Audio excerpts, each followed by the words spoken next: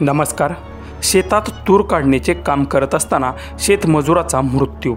मजुराच्या पायाचे अक्षरशः तुकडे तुकडे झाल्याने परिसरात उडाली एकच खळबळ। सविस्तर बातमी पुढे पाहण्याआधी चॅनलवरती तुम्ही नवीन असाल तर आपला आरजी मराठी न्यूज चॅनल जरूर सबस्क्राइब करून घ्या।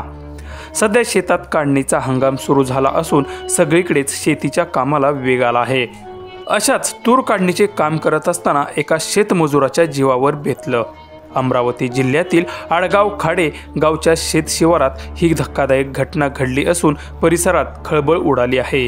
या घटनेने शेतमजुराच्या पायाचे अक्षरशः तुकडे तुकडे झाले आहेत। सदरची घटना ही अमरावती जिल्ह्यातील अंजनगाव सुर्जी तालुक्यातील आडगाव खाडे या गावालगत असलेल्या शेतात घडली आहे। यात अंकुश रंगराव सरदार वय 32 असे मृत झालेल्या मजुराचे नाव आहे। दरम्यान तूर काढणीसाठी स्वतंत्र असलेल्या हेडंबा मळणी यंत्राच्या कटर याचा वापर शेतकरी तूर काढण्यासाठी करत असतात। या यंत्राच्या वापराने तूर काढणीसाठी वेळ कमी लागतो आणि माणसांचाही वापर कमी होतो।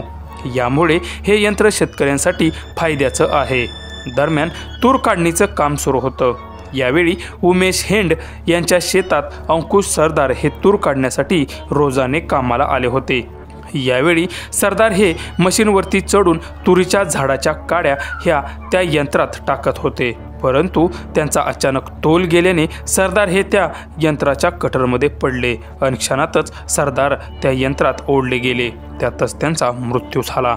या घटनेमुळे शेतातील अन्य मजूर व शेतमालक प्रचंड घाबरले असून परिसरात मोठी खळबळ उडाली आहे।